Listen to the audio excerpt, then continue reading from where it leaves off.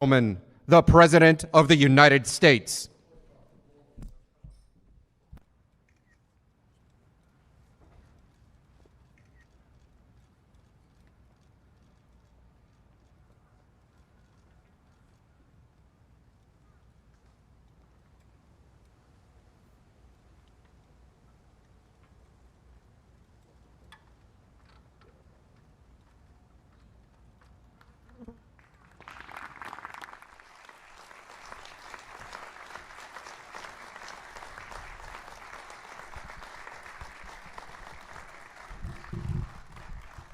Thank you very much, please. And thank you all for being here as we take historic action to deliver a future of safety and security for Americans of every race, religion, color, and creed. We're joined today by law enforcement professionals and community leaders.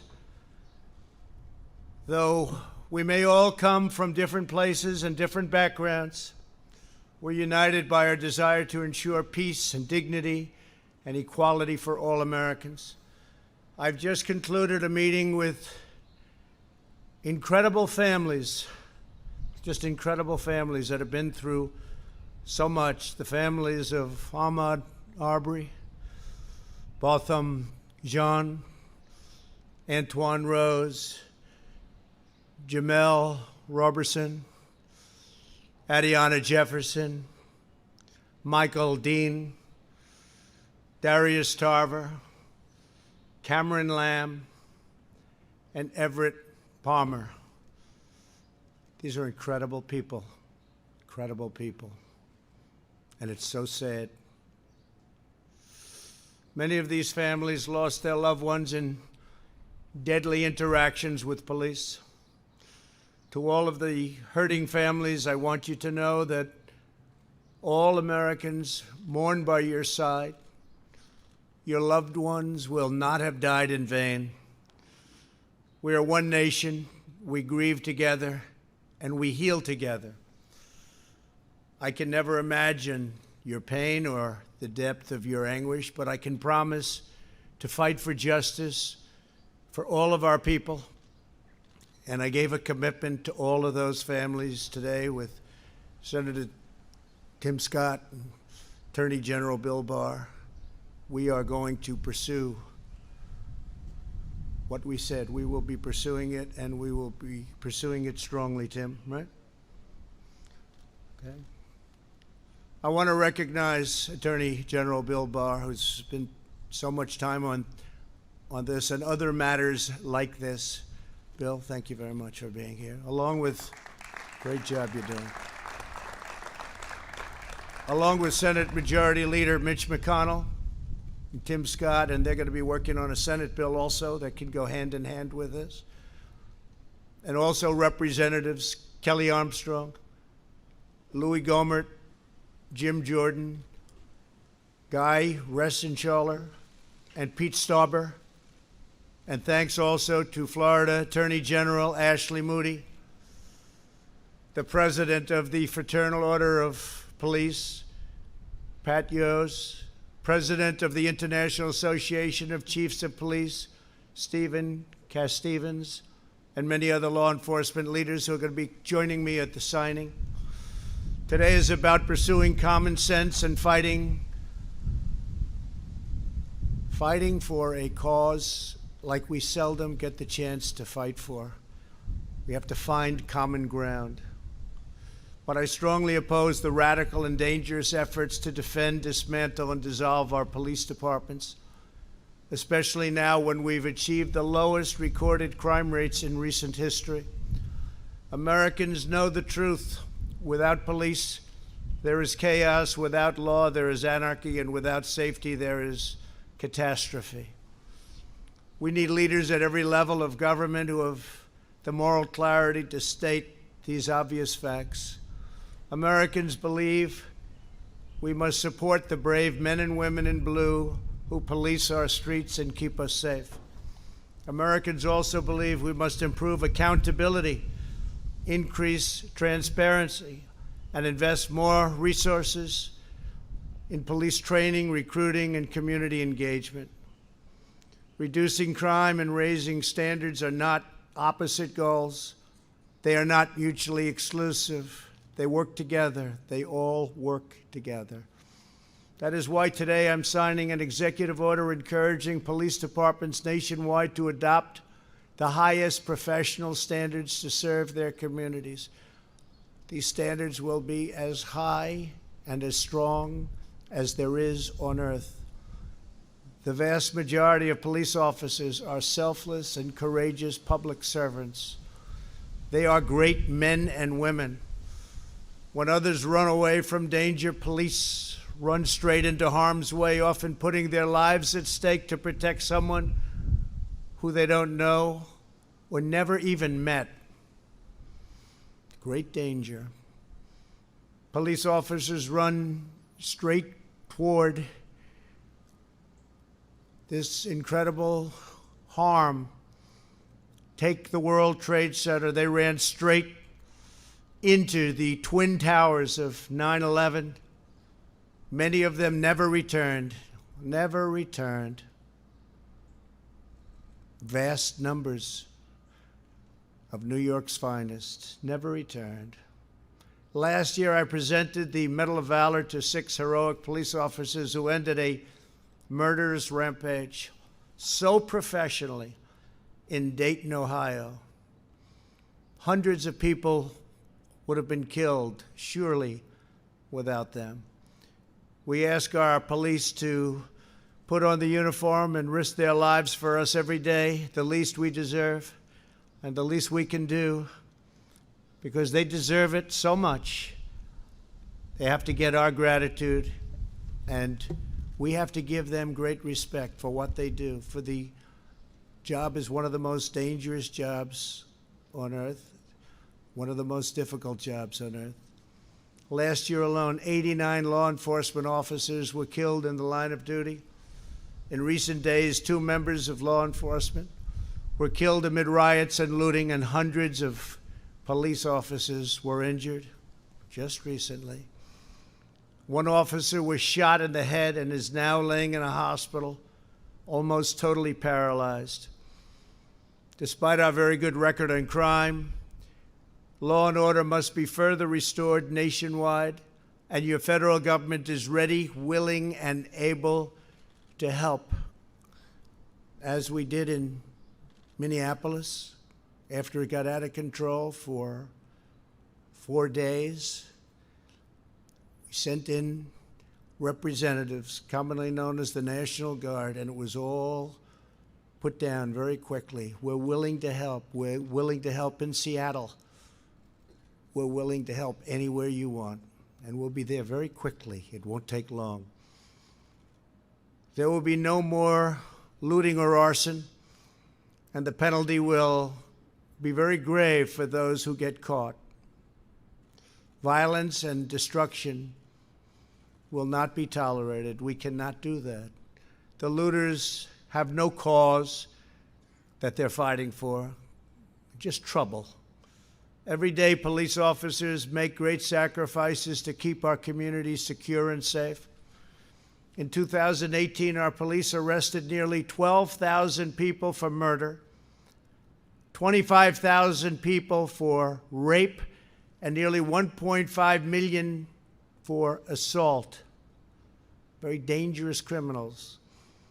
In many cases, local law enforcement is underfunded, understaffed, and under-supported.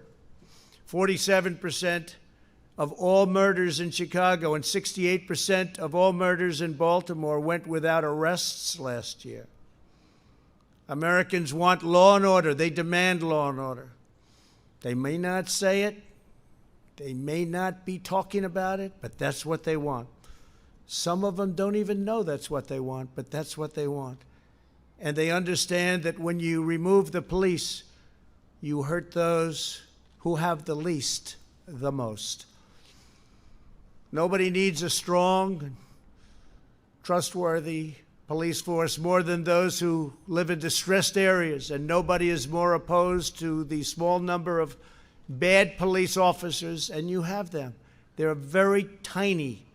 I use the word tiny. It's a very small percentage. but you have them.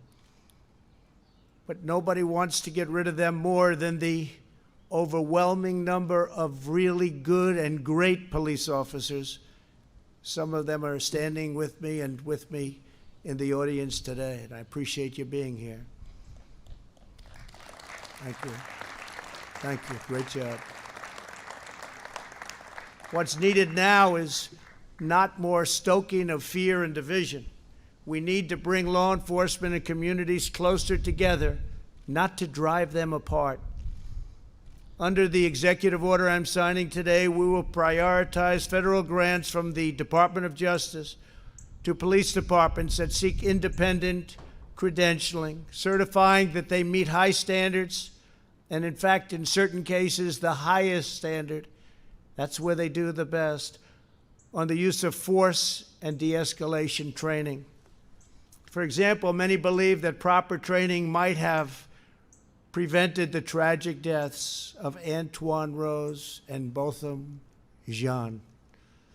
As part of this new credentialing process, chokeholds will be banned, except if an officer's life is at risk. And I will say we've dealt with all of the various departments, and everybody said, it's time. We have to do it. Additionally, we're looking at new advanced and powerful, less lethal weapons to help prevent deadly interactions. New devices are being developed all the time, and we're looking at the best of them. And cost is no object. No object. Under this executive order, departments will also need a share of information about credible abuses so that officers with significant issues do not simply move from one police department to the next. That's a problem. And the heads of our police department said, whatever you can do about that, please let us know. We're letting you know. We're doing a lot about it. In addition, my order will direct federal funding to support officers in dealing with homeless individuals and those who have mental illness and substance abuse problems. We will provide more resources for co-responders, such as social workers who can help officers manage these complex encounters. And this is what they've studied and worked on all their lives. They understand how to do it. We're going to get the best of them put in our police departments and working with our police. We will have reform without undermining our many great and extremely talented law enforcement officers. President Obama and Vice President Biden never even tried to fix this during their 8-year period. The reason they didn't try is because they had no idea how to do it. And it is a complex situation. Beyond the steps we are taking today, I am committed to working with Congress on additional measures. Congress has started already, and they'll be having bills coming out of the Senate and possibly out of the House. And hopefully they'll all get together and they'll come up with a solution that goes even beyond what we're signing today. But this is a big, big step, a step that hasn't been taken before. But in order to make real progress on public safety, we have to break old patterns of failure. Many of the same politicians now presenting themselves as the solution are the same ones who have failed for decades on schools, jobs, justice, and crime. They are all often, unfortunately, the same politicians running the cities and states where help is most needed. It's an attitude, and it's not working. Today's action is a big part of the solution to restoring, renewing, and rebuilding our communities. For the last 3.5 years, my administration has been focused on creating opportunity, fighting for equal justice, and truly delivering results. Nobody has ever delivered results like we've delivered. Nobody's come close. And we worked with some great people. We worked with fantastic people to get it done. We enacted landmark criminal justice reform, something that nobody else could get done. They tried, and they couldn't even come close. So we got it done, and we got it done powerfully, and people appreciated it. But it's something that, with all the work and all the talk for so many years, criminal justice reform, nobody else could get done. We secured permanent and record funding for HBCUs, that's historically black colleges and universities, numbers that they never thought were possible, and long-term financing, because they would come back to the White House. After my third year, I said, why are you here again? Great people, about 42 people, the heads of black colleges and universities, great people. They do such an incredible job. And I'd see them after the third year. I say, why are you doing this? We need money again. I said, don't we set it so you have like a 10-year program, a 5-year program? No, sir, for years and years, we've had to come back every single year. I said, well, the only bad thing about what I'm going to do is I'm going to give you long-term financing and I'm going to up the amount, but I won't get to see you anymore. So that's the bad part. But you can focus on education now instead of worrying about dealing with us in Washington. So we did that for the historically black colleges and universities. I'm very proud of it. They're incredible. They're incredible people. Got to know a lot of the heads of those colleges. They do an unbelievable job and don't get the kind of notoriety that they should have. We expanded affordable options for better health care. We created opportunity zones with Senator Tim Scott. Brought it to me. We didn't know if we could get it past him, right? But we got it passed, and I think it's probably one of the great things that we've done in this administration. Tens of thousands of jobs, billions and billions of dollars being brought into areas and neighborhoods that would never, ever, ever be taken care of monetarily. Areas that didn't have 10 cents put in them for years and decades, and now people are investing, thriving, and the jobs have come back. We achieved the lowest black, Hispanic, and Asian unemployment rates in American history, and we will do it again. We'll do it again.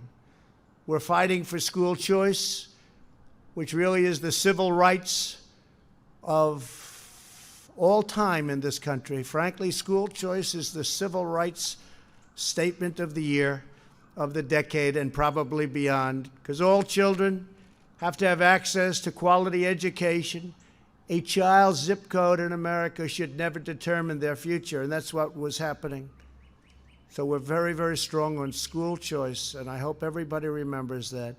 And it's happening. It's already happened, but it's happening. We have tremendous opposition from people that know they shouldn't be opposing it. School choice. All children deserve equal opportunity because we are all made equal by God. So true.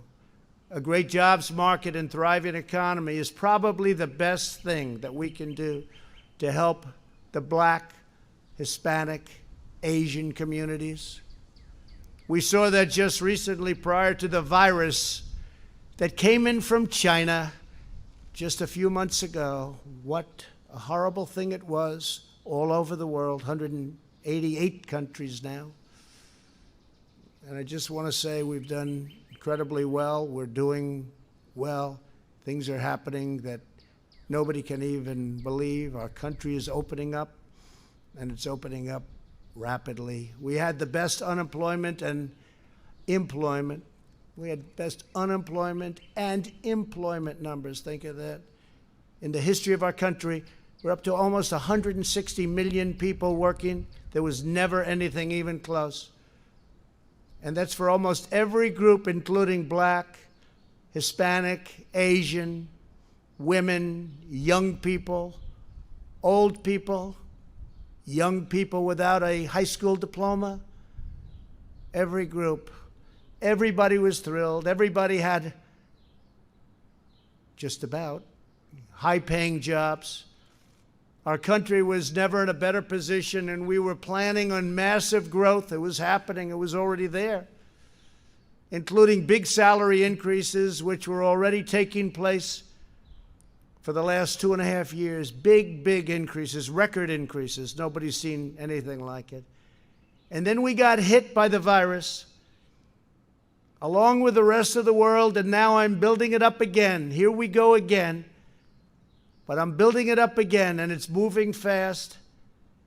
And it will be even better than before, because we also learned it will be better than before. Jobs are rapidly coming back. And retail sales that were just announced 2 hours ago, just a little while ago, they're up a staggering 17.7%. Amazing. The projection was anywhere from 6 to 8%. We're up 17.7%. And what does that mean? The stock market went through the roof. These good numbers, they drove it up to a level that we're almost at the same level. Hard to believe. We're getting very close to the level we were before the pandemic and before all of the things that you've seen happened. That's a great thing, because ultimately it's about jobs. It's about, the government can never do anything like a great job for a person where they look forward to getting up in the morning and going to work and getting a much bigger check than they could ever get otherwise. Today and over the last 60 days, we've had one of the biggest stock market increases in the history of the stock markets. And 2 weeks ago, the 50-day increase was the single biggest. Unless my formula is tampered with, we will soon be in a stronger position than we were before the plague came in from China.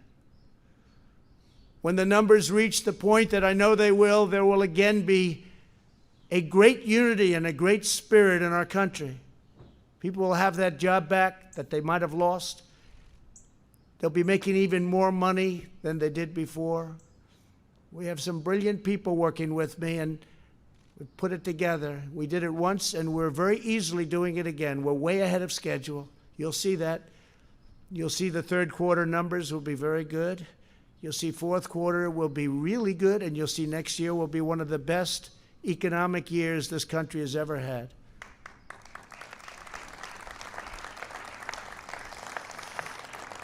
And it's all happening very quickly, way ahead of schedule, and I think you'll see that. People can't even believe what they're looking at. But on top of all of that, before the end of the year, I predict we will have a very successful vaccine, therapeutic, and cure. We're making tremendous progress. I deal with these incredible scientists, doctors, very closely. I have great respect for their minds. And they have come up with things, and they've come up with many other cures and therapeutics over the years. These are the people, the best, the smartest, the most brilliant anywhere. And they've come up with the AIDS vaccine. They've come up with, or the AIDS, and as you know, there's various things, and now various companies are involved. But the therapeutic for AIDS was a death sentence. And now people live a life with a pill. It's an incredible thing. The Ebola vaccine and others, these are the people that have done it, or these are the people that have been around it, and they're all competing. It's an incredible thing. All of these brilliant firms, labs, companies are competing, and I will tell you, we're very far advanced. We've already started tests and trials. So I think we're going to have a very good answer to that very soon. I always say, even without it, it goes away. But if we had the vaccine, and we will, if we had therapeutic or cure, one thing sort of blends into the other, it will be a fantastic day. And I think that's going to happen, and it's going to happen very soon. Americans can achieve anything when we work together as one national family. To go forward, we must seek cooperation, not confrontation. We must build upon our heritage, not tear it down. And we must cherish the principles of America's founding as we strive to deliver safe, beautiful, elegant justice and liberty for all. I'd like now to invite our great friends, because they are our great friends from law enforcement, the officers representing their groups, to come up as I sign a very important executive order. And we're asking Mitch and Tim and all of the people that are here from Congress to go back and see if they can get something done. I see Louis and Jim Jordan. We're all here. A lot of our representatives from Congress and the Senate. If they can go back and add to what we're signing today, it'll be a big moment. It'll be a big moment. But this is a tremendous step. This is a step that could have been taken years ago, but people chose not to do that. And that was, in my opinion, a big mistake. Could have solved a lot of the problems that we have now. So if I could, law enforcement, if you could come forward. We've had the, please come up. We've had the endorsement of the Federal Law Enforcement Officers Association, the Fraternal Order of Police, International Association of Chiefs of Police, International Union of Police Associations, Major County Sheriffs of America Association, National Association of Police Organizations, National District Attorneys Association, National Sheriffs Association, Sergeants Benevolent Association, and many others. They've worked on this with me and my team. Have been fantastic. I want to thank my team. What a team it is. And we've taken very much into mind what they are saying, because these are the people that keep us safe, and they've done an incredible job. Thank you all very much. Thank you.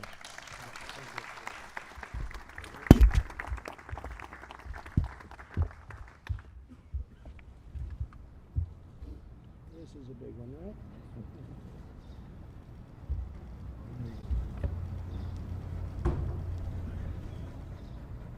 You've seen that signature, right? Okay, Twice there. yeah, get that. That's good, man. Great job.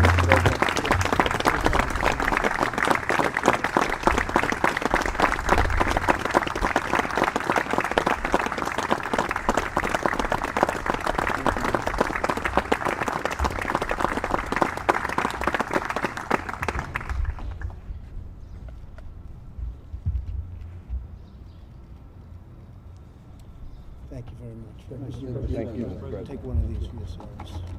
Okay. Thank you very much, everybody.